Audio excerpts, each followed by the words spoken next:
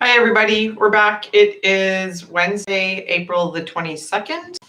And I'm here to read another little bit of the one and only Ivan. Today, there's most of the vocabulary I think that you would know for the most part. There's a few words that I picked out, not very many today. The first one is contemplating, and so that is to look at carefully for a long time. And so when we come to these words in the book, I'll just remind you. Mesmerize is to hold somebody's attention for a long time. It's kind of like hypnotizing. And shivery means to tremble or to shake, like you're cold, like you're shivering. And that's the same word. So we were introduced last time to Ruby, who is a baby elephant.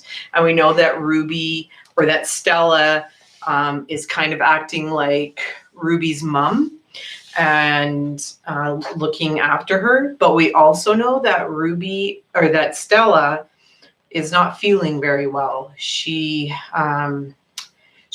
had her ankle, a chain around her one leg for a long time, and it's starting to really hurt. So we'll find out a little bit more today how Stella's feeling. The title of this particular section is called Children. Once I asked Stella if she'd ever had any babies. She shook her head.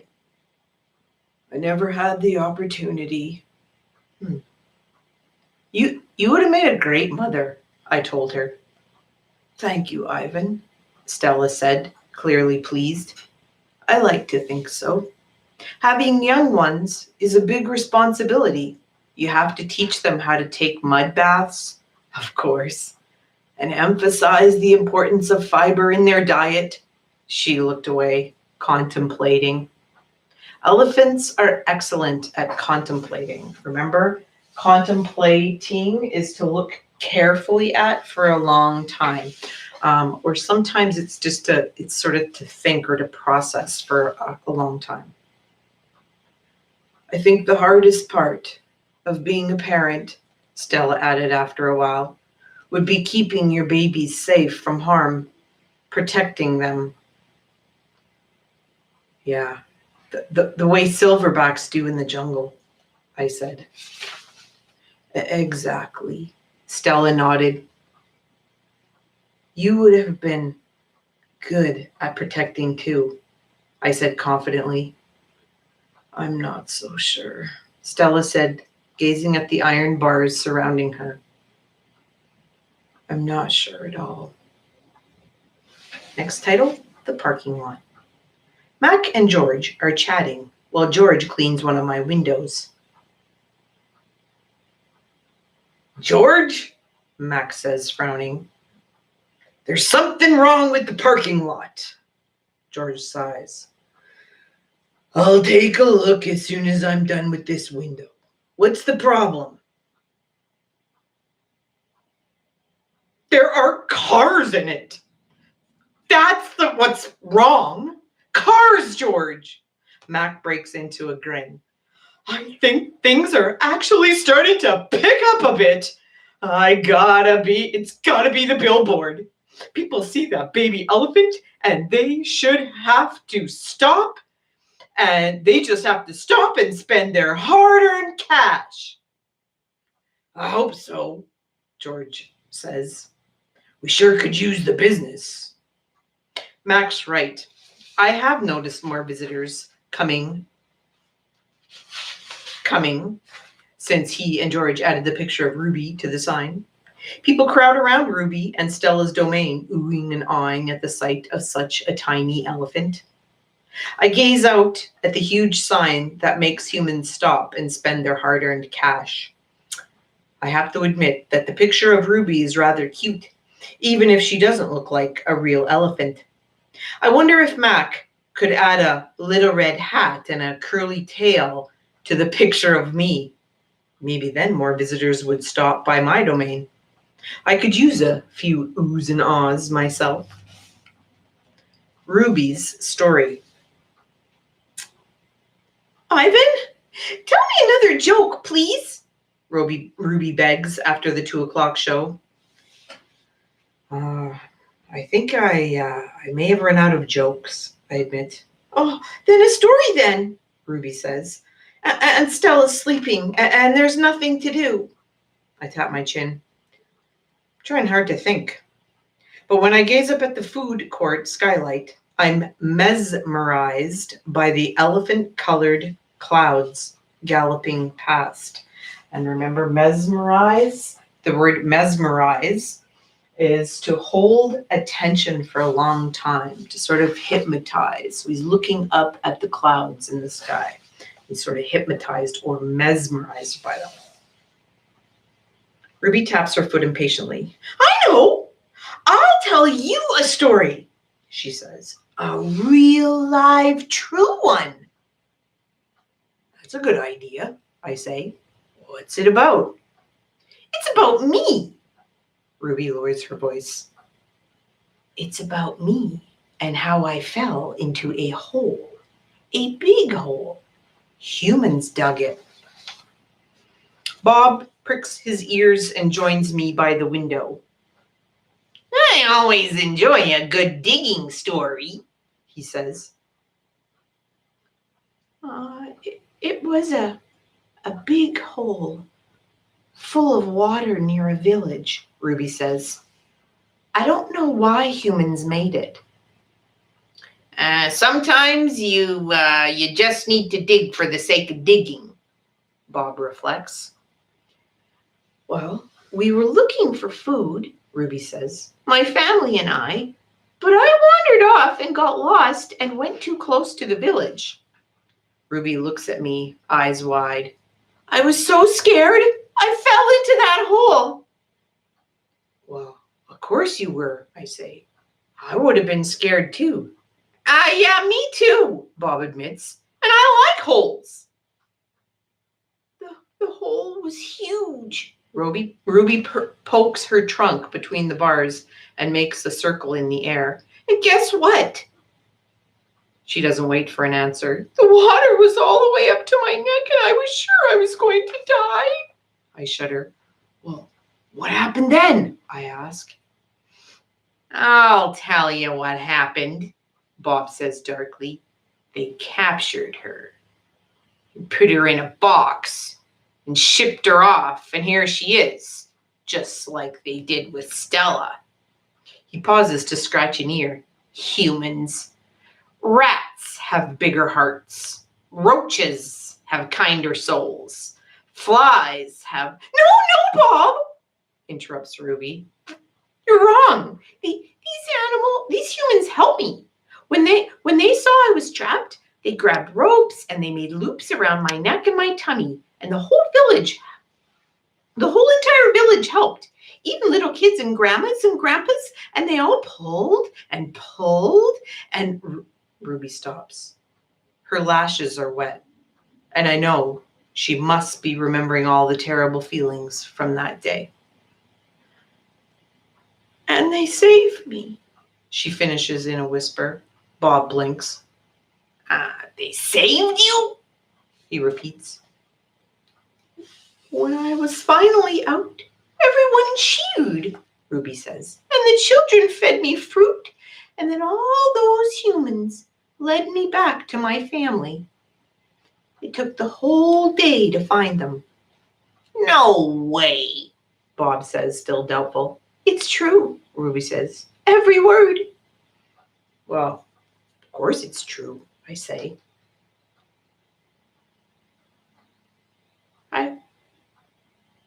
I've heard rescue stories like that before. It's Stella's voice. She sounds weary. Slowly, she makes her way over to Ruby. Humans can surprise you sometimes. An unpredictable species, Homo sapiens, which is another word for humans. Bob still looks unconvinced. But Ruby's here now, he points out. If humans are so swell, who did that to her? I sent Bob a grumpy look. Sometimes he doesn't know when to keep quiet. Ruby swallows, and I'm afraid she's going to cry. But when she speaks, her voice is strong. Bad humans killed my family, and bad humans sent me here. But that day in the hole, it was humans who saved me. Ruby leans her head on Stella's shoulder. Those humans were good. It doesn't make any sense, Bob says. I just don't understand them. I never will. You're not alone, I say. I turn my gaze back to the racing gray clouds. Next title, A Hit.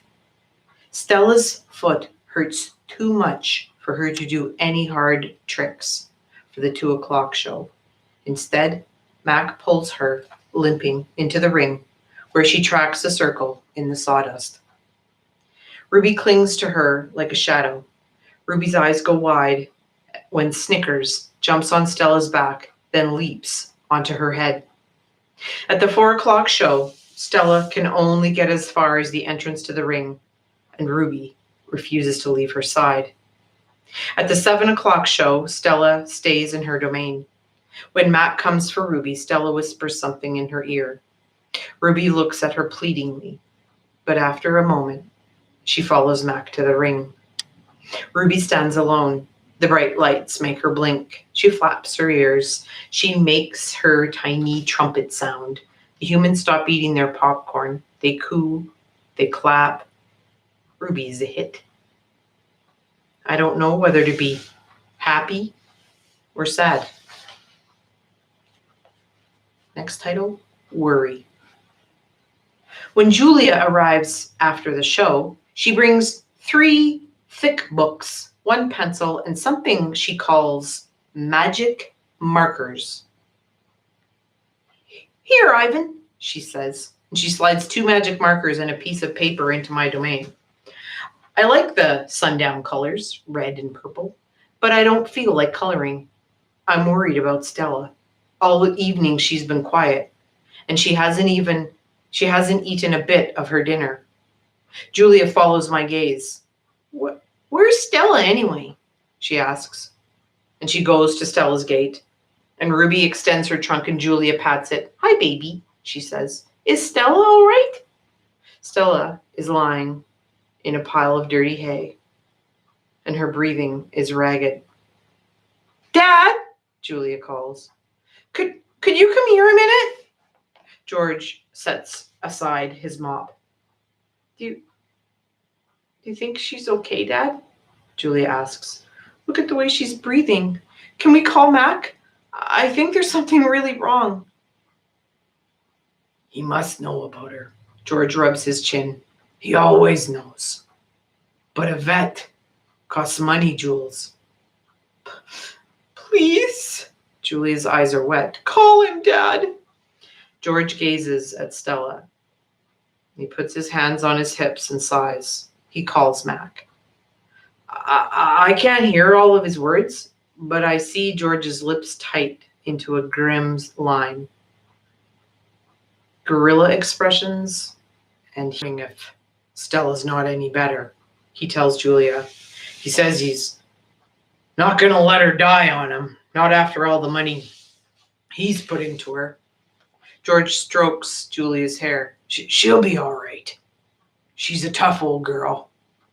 Julia sits by Stella's domain until it's time to go home. She doesn't do her homework. She doesn't even draw. Next title, The Promise.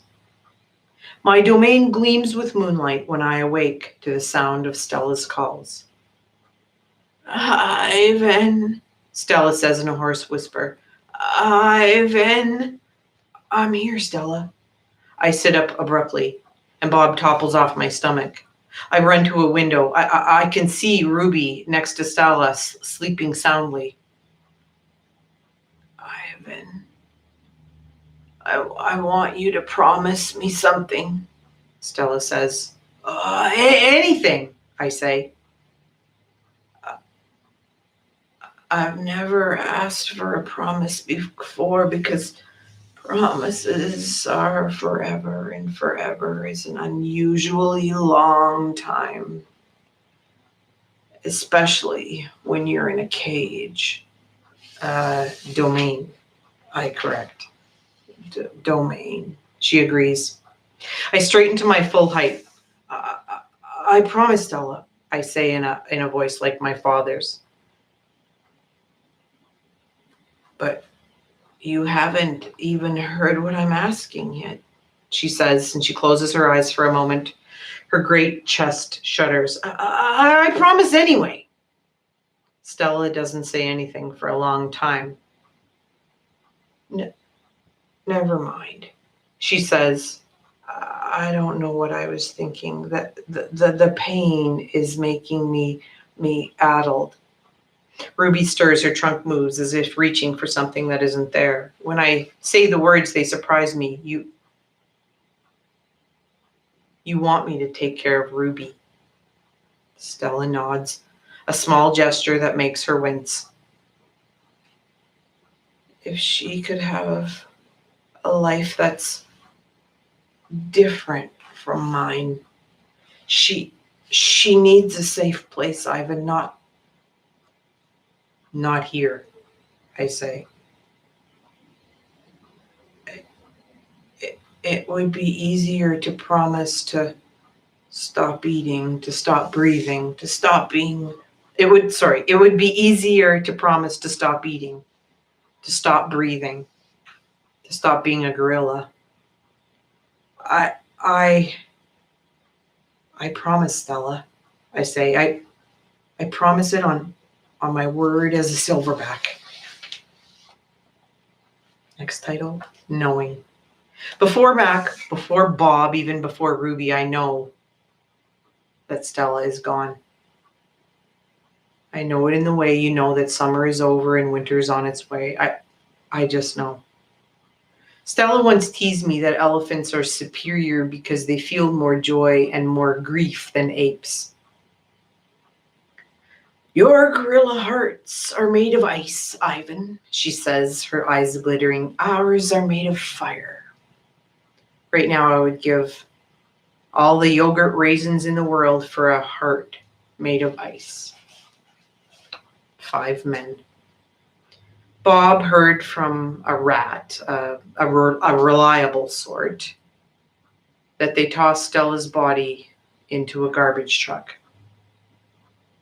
It took 5 men and a forklift. Comfort. All day I try to comfort Ruby, but what can I say? That Stella had a good and happy life, that she lived as she was meant to live, that she died with those who loved her most nearby? At least the last is true. Crying. Julia cries all evening while her father sweeps and mops and dusts and cleans the toilets. When George sees Mac, he runs to him. I can only hear a few of his words. Vet, should have, wrong. Mac shrugs, his shoulders droop. He leaves without a word. When George wipes the fingerprints off my glass, his cheeks are wet. And he doesn't meet my eyes. The one and only Ivan. When all the humans have left, I send Bob to check on Ruby. How is she? I ask when he returns.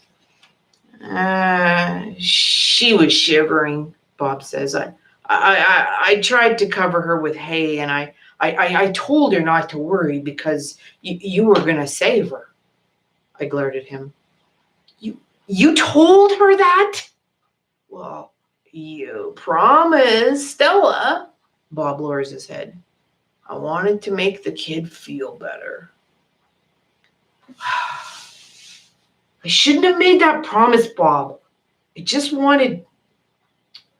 I point to Stella's domain, and for a moment it seems like I've forgotten how to breathe. I wanted to make Stella happy, I guess, but I can't save Ruby.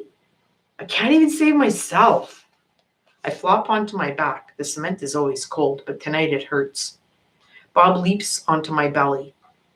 You are the one and only Ivan, he says. Mighty Silverback. He licks my chin, and he's not even checking for leftovers. Say it, Bob commands.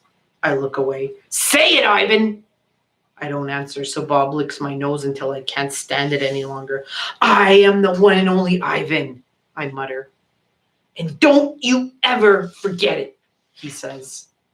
When I gaze at the food court skylight, the moon Stella loved is shrouded in clouds. Once upon a time, all night, Ruby moans and sniffles. I pace my domain. I don't want to fall asleep in case she needs something. Ivan, Bob says gently, get some sleep, please, for your sake and for mine. Bob can't sleep unless he's on my stomach. I hear a stirring. Ivan? Ruby calls. I rush to my window. Ruby, are you all right? I miss Aunt Stella. Ruby sobs, and I miss my mom and my sisters and my aunts and my cousins too. I know, I say because it's all I can think of. Ruby sniffles. I can't sleep. Do you know any stories? The way Aunt Stella did? Not really, I admit. Stories were Stella's specialty. Tell me a story about when you were little, Ruby pleads. She puts her trunk between the bars. Please, Ivan. I scratch the back of my head. I don't remember things, Ruby, I admit. It's true, Bob says, trying to be helpful. Ivan has a terrible memory. He's the opposite of an elephant. Ruby lets out a long, shivery breath. Remember, shivery is like cold. It's like to tremble or to shake. Oh, well. That's okay. Night, Ivan. Bob. I listen to Ruby's soft sobs for long, horrible minutes. And I hear myself saying, once upon a time, there was a gorilla named Ivan. And slowly and deliberately, I try to remember. That's the end of that one. We're now on page 122. Hopefully you're enjoying the book. We got another little bit to read. I hope it gets a little happier. It's been kind of a sad book so far. And poor Stella is no longer in the book. So one of the main characters, we know that she has died. So that's kind of sad. But hopefully, I'm hoping it gets better and we hear some happy news and maybe they try to escape. We'll have to find out. Take care, everybody. See you tomorrow.